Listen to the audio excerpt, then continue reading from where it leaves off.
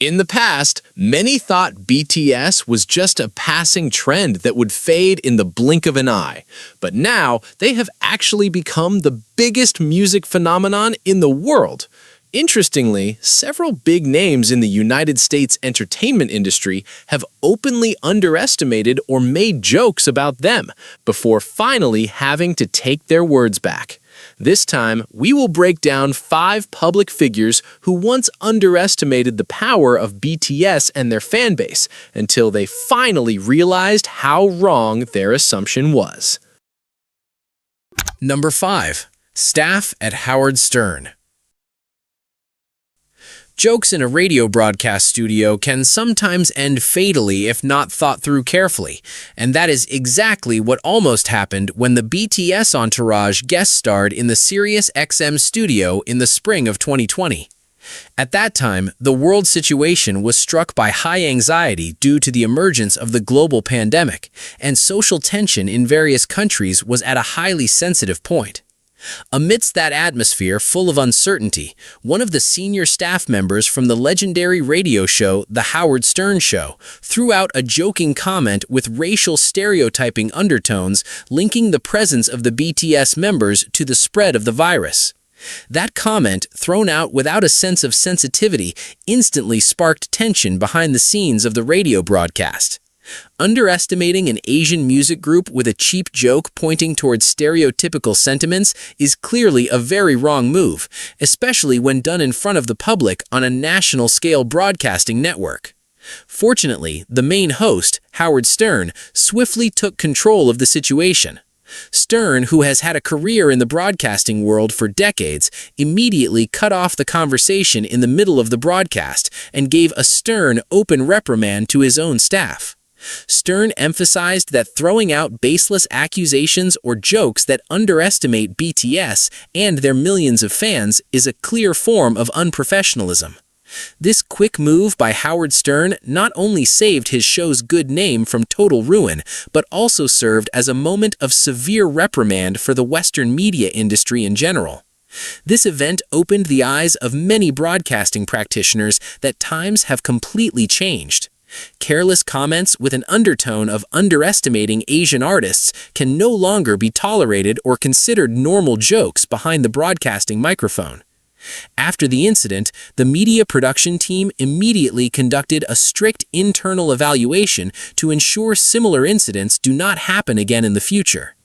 As an interesting illustration to understand together, in the professional broadcasting world in the United States, a major radio channel is usually listened to by millions of active listeners every day. Throwing out a wrong statement on a stage with a reach that wide is like shouting using a megaphone in the middle of a stadium field filled with thousands of people.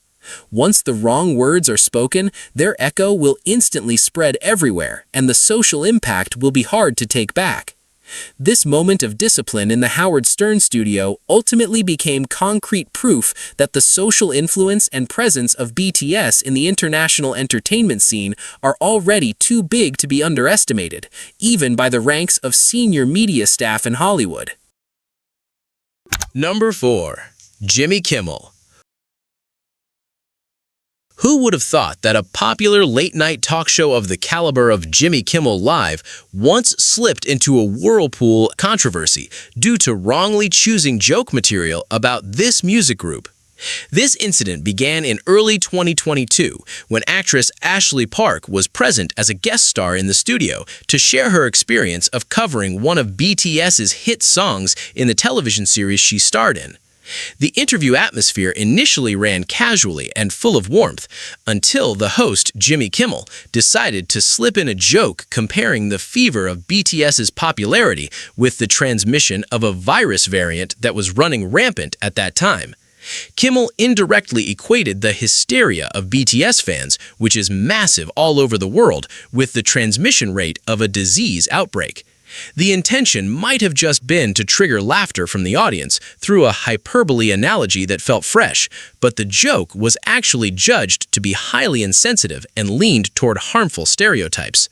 The international community, especially the global music fan community, assessed that equating the phenomenon of artwork and cultural appreciation with a public health threat is a form of underestimation that crosses the line. The backlash from the public could no longer be contained. A wave of sharp criticism immediately flooded various social media channels belonging to the show in just a matter of hours after the broadcast was aired. Many parties regretted how a top-tier broadcast production team could pass joke material that seemed to underestimate the hard work and positive reputation that BTS had built over the years in the global entertainment industry. The immense public pressure ultimately forced the production team to take concrete action. Even though there was no release of an official apology letter read formally on the television screen, the creative team of Jimmy Kimmel Live quietly cut and deleted the joke segment clip from all their official digital channels. The action of deleting the content served as an indirect admission that the joke material presented had indeed crossed the boundaries of reasonability and proved to be wrong. If we look closely from the perspective of the entertainment industry, the phenomenon of deleting broadcast clips by a giant television network in the United States is a recovery step that very rarely happens. This is usually only done if a broadcast material truly triggers a serious reputation crisis for the broadcasting company. This incident provides a valuable lesson for the modern television comedy world that the popularity of BTS is not just seasonal joke material. The strong emotional support between the musicians and their listeners has formed a very solid cultural ecosystem where any form of baseless underestimation will always face critical arguments from a global public that is increasingly wise in consuming media. Number 3. Perez Hilton. In the early days of BTS's music expansion into the United States market, around 2017 to 2018, quite a few Western entertainment observers looked at this phenomenon with a highly skeptical tone. One of the public figures who most vocally voiced those doubts was Perez Hilton, a celebrity rumor blogger who is very famous in the Hollywood entertainment world. Through various posts and tweets on his social media accounts, Perez repeatedly threw out views that quite underestimated the long-term potential of these 7 young men from South Korea. He openly predicted that the popularity of BTS on the United States music charts was just a momentary phenomenon driven by temporary social media obsession. In his view, at that time, BTS was just a seasonal boy band product that would quickly fade once the curiosity of Western society began to disappear. Underestimating narratives like this are actually nothing new in the Western music industry, which indeed often acts indifferently toward non-English-speaking musicians. However, history then recorded a completely different storyline from the blogger's prediction. Instead of fading according to the prophecy, the graph of BTS's achievements actually spiked sharply and consistently from year to year. They not only successfully broke into the main Billboard Hot 100 music chart, but also repeatedly dominated the top position, sold out concert tickets in the biggest stadiums in the United States, and carved out various world records that are hard to match by any local musicians. Seeing the reality on the ground that turned 180 degrees from his prediction, Perez Hilton ultimately had no other choice but to take back his old words. In several of his latest post occasions on social media, Perez honestly and openly admitted that his initial assessment in the past was a huge mistake. He did not hesitate to lay out praise for the endurance, work ethic, and extraordinary cultural influence that BTS successfully created in the international arena. If we draw this into everyday life, this event is very similar to someone who underestimates a small food stall on the side of the street that just opened, then predicts the business will go bankrupt in a matter of months. But a few years later, that small stall instead grows rapidly into a giant restaurant chain whose branches are everywhere and always filled with a queue of buyers. This open admission from Perez Hilton serves as concrete proof of how consistency in work and real proof of achievements can ultimately silence the skeptical views of even the sharpest critics on the world entertainment stage. Number 2. Joe Budden. The realm of comedy entertainment podcasts in the United States often becomes a place for observers to express their personal opinions plainly without word filters, and that is what happened on the Joe Budden podcast show in the middle of 2022.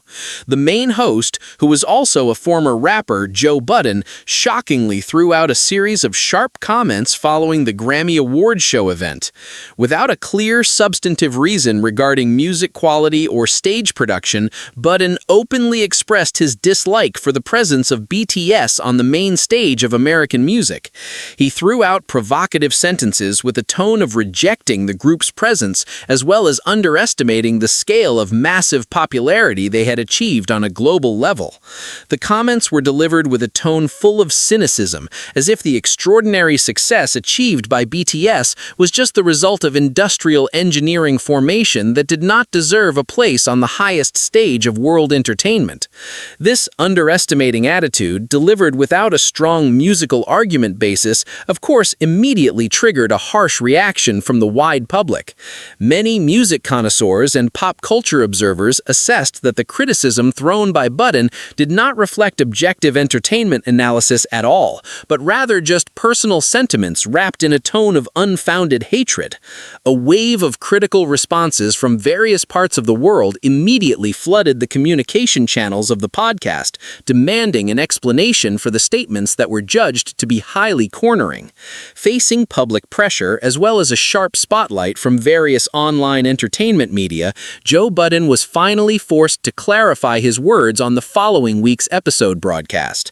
In that follow-up broadcast, Budden took a step backward, or backtracking, by explaining that the harsh sentences he had said previously were actually just part of the provocative conversational style typical of his podcast, and were not based on deep personal hatred. Even though he tried to package his explanation request in a casual style, the public could still clearly see that there was a significant shift in his tone of voice from being very arrogant initially to being much more defensive. If imagined in everyday social interaction, this situation is very similar to a football spectator at a neighborhood guard post who confidently mocks the abilities of the defending champion team simply because he dislikes the color of the team's jersey. But when presented with the victory statistics data and the row of championship trophies of that team right in front of his face, that person immediately makes the excuse that his earlier mockery was just a mere joke to liven up the hangout atmosphere.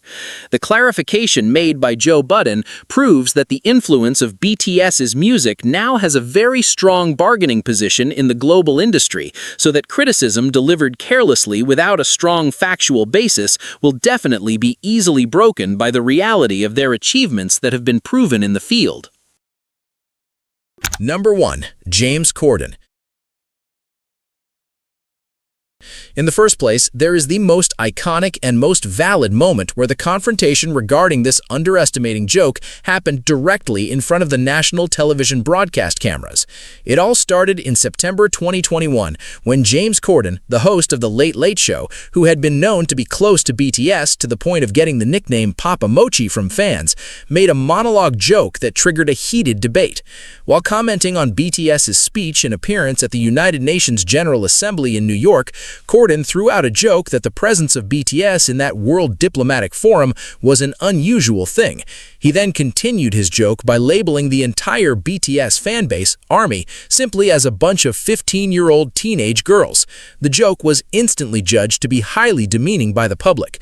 Generalizing tens of millions of music listeners from various backgrounds of age, profession, and gender as young schoolchildren is clearly a form of underestimating the real contributions of a fan community that often engages in social and humanitarian actions at the international level.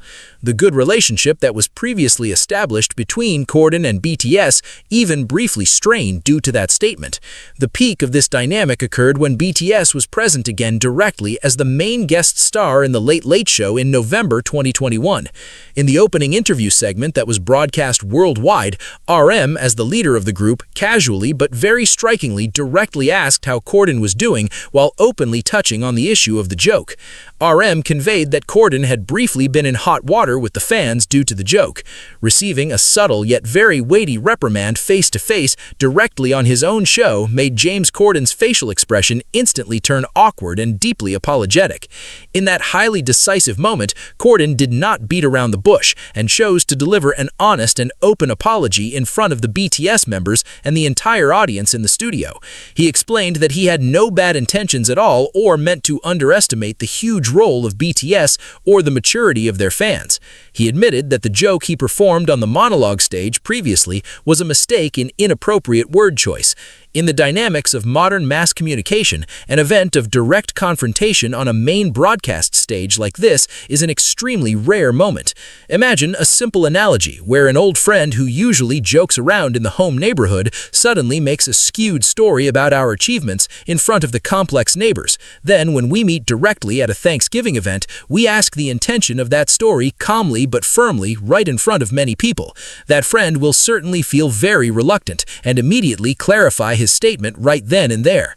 RM's courage to voice that discomfort politely yet elegantly, coupled with Corden's humility to admit his mistake on live broadcast, makes this incident the best example of how a prejudice and underestimating view can be resolved maturely through honest and mutually respectful communication on a world-class entertainment stage.